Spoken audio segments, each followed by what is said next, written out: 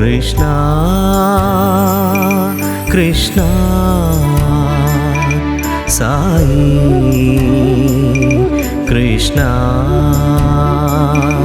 కృష్ణ కృష్ణ సాయి కృష్ణ.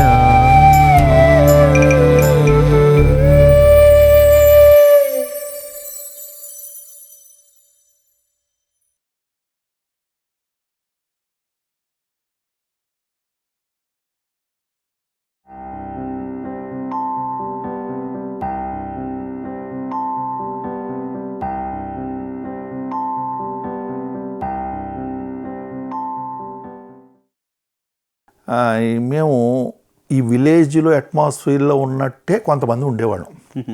నేను, వెంకటేశ్వరరావు, రాజమండ్రి ప్రసాద్, ఇంకో మేము ముగ్గురు ఎస్పెషల్లీ అదే విధంగా ఉండేవాళ్ళం. రాను రాను నా విధం అంతా చెప్తానండి ఏ విధంగా జరిగిందనేది. ఈ ఫస్ట్ టైం దసరాకి స్వామి పుట్టపర్తి రమ్మన్నారు. సరే అందరూ బయలుదేరాం. ఒక 6-7 బయలుదేరామండి ముందు రోజు రాత్రి. బయలుదేరుతూ ఎందుకు బెంగళూరు స్టేషన్ దాకా వెళ్ళాలి పని ఉందని కంటోన్మెంట్లో ఆగాం. ఇక్కడి నుంచి ఎక్కి ఇలా వెళ్ళిపోవచ్చు కదా అని. పాసింజర్ రాత్రి 10 గంటలకు వస్తుందండి. ఇది Hubli passenger, Bengaluru to Hubli passenger. అది ఎక్కుదామని చెప్పి తెల్లవారుజామున అక్కడ దిగొచ్చు పెనుగొండలో అని చెప్పి అక్కడ ప్రయత్నం చేస్తూ అక్కడ ఆగాం. ఈ లోపల మా ప్రసాద్ బాబు, ఆ వెంకటేశ్వరరావు వాళ్ళు అంటించారు సిగరెట్లు. అంటించి కాల్చి నాకు ఒకటి అంటపెట్టి నాకు నోట్లో పెట్టారు. అయిపోయింది. నేను నాకు ఇష్టం లేక కింద పడేశాను. ఇదేంటి ఇంత దరిద్రంగా ఉంటే ఎందుకు తాగుతున్నారా అని చెప్పంటే వాళ్ళు అలవాటు అయిన వాళ్ళు కాబట్టి వాళ్ళు ఏమనలేదు. ఈ షాక్ నాకు తగిలింది. పుట్టపర్తి ఈ మెయిన్ గేట్ దగ్గర ఎంట్రన్స్ అయిన వెంటనే నాకు ఎవరో వచ్చి చెప్పారు, నీకు స్వామిని నువ్వు వస్తే బయటికి పంపించేయమన్నారని. అసలు ఏం తప్పు చేసామో తెలియదు, ఎలా జరిగిందో తెలియదు. ఇదేంట్రా భగవంతుడు అని చెప్పి నేను అనుకుంటూ ఎవరికాళ్ళే అక్కడికి వచ్చి స్ప్లిట్ అయిపోయారు. వెంకటేశ్వరరావు వాళ్ళ ఫ్యామిలీతో వెళ్ళిపోయాడు, ప్రసాద్ వాళ్ళ ఫ్యామిలీతో వెళ్ళిపోయారు. నేను ఒక్కడనే ఒంటరిగాడిని అయ్యి ఇందులో అయిపోయింది. మమ్మల్ని ఎవరిని మేము చూడలేదు. నన్ను కూడా నేను అక్కడ జరిగే ప్రోగ్రామ్స్కి ఎప్పుడు మమ్మల్ని ఎవరో ఆహ్వానించలేదు, మూల పడేశారు. మన క్యాంటీన్ దగ్గర ఇదివరకు సిలిండర్లు అయ్యి పెట్టేవారు. అక్కడే ఇసుకతోటి ఉండే షెడ్, ఆ షెడ్లోనే నేను రాత్రి పడుకోవడానికి చోటు దొరికింది. అది కూడా రమణరావు గారు వీళ్ళు అక్కడ ఉండేవారు, రాత్రి పడుకునేవారు. మీరు ఎవరంటే ఇలా అని చెప్తే వారు యాక్సెప్ట్ చేశారు పడుకుంటానికి, అంతే. సరే ఈ సంఘటన అయిందండి. 10 రోజులు అయిన తర్వాత, దసరా ఉత్సవాలు అయిన తర్వాత స్వామి నా దగ్గర మొత్తం రూపాయి కూడా లేదు, అసలు ఏమీ చిల్లి పైసా లేదు. సరే బుద్ధిహీనత అంటారు. స్వామి దగ్గరికి చిన్న చిట్టి రాసి, అప్పుడు ఈ వెంకటేశ్వరరావు తమ్ముడు భీమరాజు అని ఆయన ఉండేవారు, స్వామి గేట్ దగ్గర ఉండేవాడు. భీముడు స్వామికి ఇవ్వరా ఇది అని చెప్పి నెమ్మదిగా ఇచ్చాను. అమ్మో స్వామి ఇదేంటి ఇంత చిట్టి రాసో, పట్టుకుని వాయించేస్తారు స్వామి అని చెప్పి అన్నా. సరే నెమ్మదిగా ఏదో ఒకటి చేయరా బాబు, నాకు ఇలా ఉంది పరిస్థితి, లెటర్ రాస్తానా ఈ పనికి అని చెప్పి. సరే అతను జేబులోనే పెట్టుకున్నాడు. స్వామి దిగొచ్చి, ఆ రోజున ఇంటర్వ్యూ అయిపోయేటప్పుడు దిగొచ్చి ఆ జేబులో ఇలాగే అన్నారు. ఇచ్చి ఆ చిట్టి చూసి వాడిని ఇమ్మీడియట్గా ఆ దున్నపోతు ఇంకెక్కడ ఎందుకు ఉన్నాడు, ఇదిగో ఈ ప్యాకెట్ ఇచ్చి పొమ్మని ఇక్కడి నుంచి అని, బృందావనం పొమ్మని. అందులో చూస్తే కొత్త నోట్లు, 5 రూపాయల నోట్లు, రూపాయల నోట్లు 50 రూపాయలు ఉన్నాయి. వెంటనే ఈరోజే వెళ్ళిపోమన్నారు. సరే ఇమీడియట్గా ఎస్ఆర్ఎస్ బస్సు అప్పటికే ఉంది, అది 5 రూపాయల టికెట్ అప్పుడు ఇక్కడి నుంచి బెంగళూరు. ఇమీడియట్గా టికెట్ తీసుకుని వెళ్ళిపోయాను అక్కడికి. కరెక్ట్గా 10 డేస్ తర్వాత అప్పట్లో 50-60 వేల మంది వచ్చేవారు. ఈ దసరా ఉత్సవాలు బాగా ఎక్కువ వచ్చేవారు.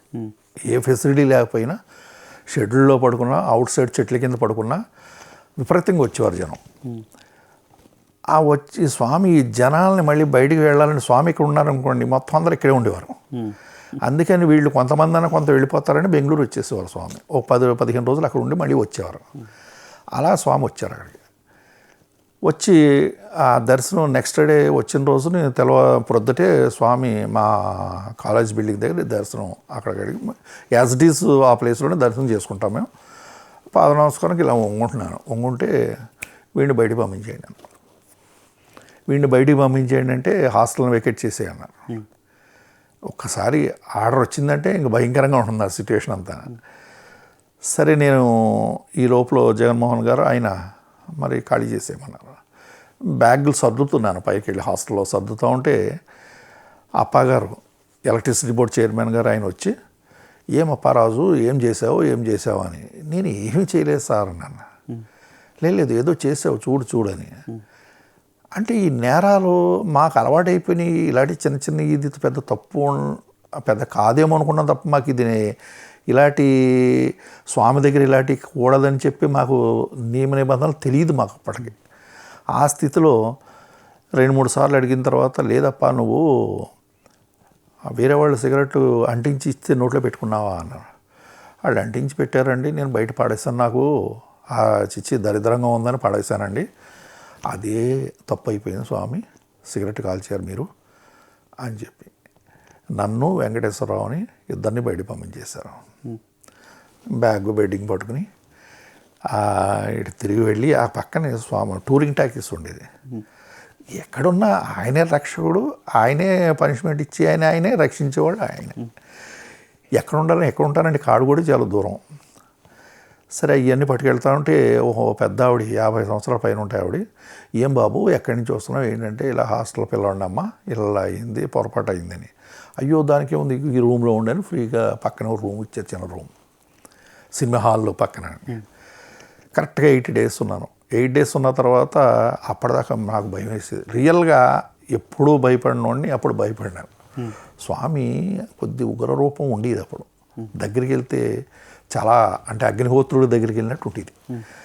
అది చూసి జడిసి నేను దూరంగా ఉండి చెట్టు పక్కన నుంచి చూస్తా ఉంటే 8 డేస్ తర్వాత రా అన్నారు సీరియస్గా. పరిగెత్తుకు వెళ్ళి అదే కాలేజీ ముందే నుంచున్నారు.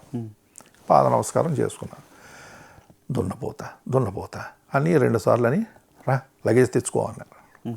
క్షమించండి అని అడిగాను. స్వామి తప్పైంది క్షమించండి అంటే తెచ్చుకో లగేజ్ అన్నారు. అని తల్లిదండ్రులు కష్టపడి సంపాదిస్తూ ఉంటే ఇలాంటి వ్యసనాలు చేస్తున్నారు వీళ్ళు. భయం భక్తి ఈ వ్యసన పనుల కింద అయిపోతారు, వీళ్ళని పనిష్మెంట్ చేయకపోతారని వేరే వాళ్ళతో చెప్పారు. ఇది జరిగిన సంఘటన. ఇంకా తర్వాత ఇప్పుడు ఇంకా ఆల్వేస్ అప్పటి నుంచి ఇప్పుడు దాకా ప్లెజెంట్గా ఉన్నది, నాకు ఎప్పుడు ఏది జరగలేదు. ఇంకా ఆ ఇన్సిడెంట్ అయిన తర్వాత స్వామివారితోటి కొద్దిగా అంత క్లోజ్గా లేకపోయినా దూరంగా ఉండేవాళ్ళు. అంటే భయం వేసి మళ్ళీ ఏం ప్రమాదం వస్తుందని. ఈ లోపల తెలియకుండా స్వామివారు లేనప్పుడు తిండికి అలవాటు పడినోడు నేను. ఎక్కువ తిండి కోసం ఫెన్సింగ్ దాటి ఆ రైల్వే స్టేషన్ అటు ఇటు బయట హోటల్కి అప్పుడు ఇంత మంచి ఫుడ్ పెట్టినా మళ్ళీ కక్కుర్తి పడినవాడిని. నేను ఒక్కడనే అలాగే వెళ్ళేవాడిని. సరే అది ఆయన కళ్ళు కాపలేం కదా భగవంతుడిది. ఆయన ఇక్కడ లేకపోయినా పుట్టపర్తులు వచ్చినా ఎక్కడున్నా అన్నీ రికార్డ్ అయ్యి వచ్చేవారు. ఆ ఇన్సిడెంట్ తోటి ఒక ముడి పెట్టింది ఒకటి. ఒకరోజు స్వామికి కాలేజీ ముందు నుంచున్నారు. ఆయన కాడుగోడి డాక్టర్ ఒక చారి గారని ఇద్దరు నుంచున్నారు. యూజువల్గా వెళ్ళాను, పాద నమస్కారం అబ్జెక్షన్ ఏం చేయలేదు, స్వామి పాదాలు ముట్టుకున్నాను. పైకి ఇలా చూశాను. నువ్వు ఇంటికి పోరా అన్నారు. నువ్వు ఇంటికి పోవంటే ఇదేంటి సడన్గా, అంతకుముందేమో 8 డేస్ పనిష్మెంట్ ఇచ్చారు, ఇప్పుడు ఇంటికే పోమంటున్నారు అని కంగారుగా పైకి చూస్తే కంగారు పడుకు అన్నారు. కంగారు పడుకు, నువ్వు పొమ్మన్నది మెడిసిన్ తీసుకుని వచ్చేయమన్నారు. ఏం మెడిసిన్ స్వామి ఏంటంటే నీకు ఒక జాండీస్ అటాక్ అయింది, వాటికి మీ ఫాదరు 2 years బ్యాక్ నువ్వు ఇప్పించావు కదా, ఆ మెడిసినే తీసుకుని వచ్చేయమన్నారు, పసర మందు. నాకు జాండీస్ ఏంటి స్వామి అన్నాను. అంటే అటాక్ అయినాయి అన్నారు. అప్పుడు నాకు తెలుసున్న నాలెడ్జ్ యూజువల్గా అక్కడ చేసిన మా ఫాదర్గా ఎక్స్పీరియన్స్ వాటితోటి తిండి ఆహారంతో శుభ్రం తింటున్నాను స్వామి, ఆహారం అరుగుదల అంతా బాగుంది, అన్నీ బాగానే ఉన్నాయి. యాక్చువల్లీ ఈ జాండీస్ వస్తే యూరిన్లో పచ్చదనం వస్తుంది, అది ఉన్న కొద్దిమందికి తెలుసు. అది ఏం లేదు స్వామి అన్నాను. నోర్మయ్యి అన్నారు. నోర్మయ్యి అన్నీ చెప్తున్నావు నువ్వు అని చెప్పి నేను చెప్పాను కదా నువ్వు వెళ్ళి అన్నారు. ఇది వైట్ జాండీస్ రా అన్నారు. పక్కన డాక్టర్ ఆయన ఉంటే ఏం చారి స్వామి, వైట్ జాండీస్ అనేది చాలా ప్రమాదమైన వ్యాధి, అది చావు వరకు వస్తే కానీ ఎవరు చెప్పలేరు అని చెప్పి అన్నారు. మా వల్ల కాదు స్వామి, ఐడెంటిఫికేషన్ ఏ టెస్ట్లో ఇక్కడ పనిచేయమన్నారు, కోమాలోకి వెళ్ళిపోయి దశకు వచ్చినప్పుడే తెలుస్తుందట అని చెప్పి వారంటంతో నువ్వు వెళ్ళి మెడిసిన్ తీసుకురామన్నారు. నేను కొద్దిగా అతిగా ఎందుకు వస్తుంది స్వామి జాండీస్ అన్నాను. ఎందుకా అని మళ్ళీ సీరియస్గా పెట్టేసి అప్పుడప్పుడు ఫెన్సింగ్ దూకుతున్నావా అన్నారు. చెప్పాలి కదా, అగ్రీ అయ్యాను. అవును స్వామి, అప్పుడప్పుడు ఏం చేస్తున్నావు అన్నారు. పోయి రైల్వే స్టేషన్ ఎదురుగుండా అందులో వెళుతున్నావు కదా అన్నారు. వెళుతున్నాను స్వామి అన్నాను. అక్కడ వేస్తున్నావు కదా అన్నారు. అంటే కోడిగుడ్లు తింటున్నావు కదా అని. అవును స్వామి, అప్పుడప్పుడు తింటున్నానండి. మరి ఇది కూడా వేస్తున్నావు కదా అన్నారు. అంటే మటన్, చికెన్ అనేది ఆ నాన్ వెజ్ పదార్థాలన్నీ. అవును స్వామి అని ఒప్పుకున్నాను. అయ్యారా రోగాల కారణం దానివల్లే వచ్చింది నీకు, అన్నీ మానేయమన్నారు. సరే స్వామి మానేస్తానని. అది చూడండి ఎంత చమత్కారంగా ఎంత చక్కగా చెప్పారు, సింబల్స్ తోటి చెప్పి మానేమా. అంటే మాకు రాజుల్లో ఎక్కువగా ఈ ఆహారాల్లో నాన్ వెజ్ ఎక్కువ తినేవాళ్ళు, మా ఇంట్లో చాలా తక్కువ. ఆ అలవాటు కొలిది ఇక్కడికి అప్పుడప్పుడు ఇలా జరిగింది. స్వామి లేరు కదా పర్వాలేదు, ఆయన చూస్తారండి స్వామి అనుకునేవాళ్ళం. అంతే తప్ప ఈయన్ని మనం ఎవరో పరమాత్మను తప్పించాలన్న ధ్యాస, ఆ నాలెడ్జ్ కూడా మాకు అప్పట్లో లేదు. అలా జరిగింది. అది ఇమీడియట్గా నేను ఏం చారి వెళ్ళగళ్ళా అని, ఆడు దుఃఖలా ఉన్నాడు స్వామి, ఆడు ఎలా పోతాడని వెళ్ళిపోమనండి అన్న. అండ్ అందరూ నవ్వి వెళ్ళరా అన్నారు. వెళ్ళి నేను ఇమీడియట్గా నెక్స్ట్ డే మార్నింగ్ వెళ్ళిపోయాను. వెళ్ళి 3 days అక్కడ మెడిసిన్ తీసుకుని, అక్కడ మాకు తమలపాకులు ప్రసిద్ధి బాగా, చాలా మంచి క్వాలిటీ ఆఫ్ గోదావరి పక్కన. నాకు అప్పుడు ఐడియా వచ్చి స్వామివారు తమలపాకులు వేసుకుంటారు కదా, ఒక్క పట్టుకెళ్దాం ఏమన్నా పర్వాలేదని చెప్పి ఐడియాతోటి ఒక బుట్టెడు మంచి నేను దగ్గరుండి కోయించి లేతాకులు బుట్టతోటి అది రెడీ పెడితే, ఆ అమ్మగారు ఆవిడేం చేశారు, ఈ పూతరేకులు ఆవిడే తీసి, అంటే ఆవిడ తీసేటప్పుడు కానీ చేసేటప్పుడు నేనే అసిస్టెంట్ ఉండాలి మళ్ళీ, చిన్నప్పటి నుంచి అలవాటు. ఇంక వేరే వాళ్ళని మీ ఇద్దరే చేసుకునేవాడు ఏ స్వీట్ అన్నాను. ఆ ఇద్దరం కలిపి అన్నీ చుట్టి అదో ప్యాకెట్ ఇదో ప్యాకెట్. ఈ అంటే జాండీస్కి పత్యం అనేది కొన్ని ఉపయోగం ఉంటుంది, పచ్చళ్ళు నెయ్యి ఇలాంటివన్నీ కలిపి మొత్తం బాక్స్ ఇచ్చారు. ఆ మిలిటరీ ట్రంక్ పెట్టిలా ఉంది అది. ఆ ట్రంక్ పెట్టుకుని మోస్తాను కదండి నేను, దున్నపోతాను దానికి సరిపడి అన్ని బరువులు అక్కడ మోసేవాడిని, ఎక్కడైనా మోసేవాడిని. సరే ఇక్కడికి మొత్తానికి బెంగళూరు నుంచి వైట్ ఫీల్డ్ మీరు చూసే ఉంటారు, గేట్ కాడ మదనపల్లి బస్సు రాత్రి దింపేస్తాడు, అది మోసుకుని మన గేట్ దాకా ఇక్కడి నుంచి ఒక 1/2 kilometer ఉంటుంది. పెట్టి ఎత్తుకుని మోసుకొచ్చాను. ఆ గోర్ఖా చూసి తలుపు తీశాడు, పైన పెట్టేసి వార్డెన్ గారితో చెవిలో వచ్చాను సార్ అని చెప్పి పడుకున్నాను. Next day early morning 7 o'clock స్వామి బాబావారు అందరికీ దర్శనం ఇచ్చే కొద్ది ముందు వచ్చారు. మేము ఆ భజన షెడ్ పక్కనే అక్కడ నుంచుని ఉన్నాం అందరం. డైరెక్ట్గా వచ్చారు, వచ్చి నా దగ్గరికి వచ్చారు. స్వామి అని చెప్పి నమస్కారం పెట్టి, ఇంకా పాద నమస్కారం కూడా పెట్టుకోలేదు, మామూలుగా ఇలా నమస్కారం చేశాను. చేస్తే ఎప్పుడు వచ్చావు అన్నారు.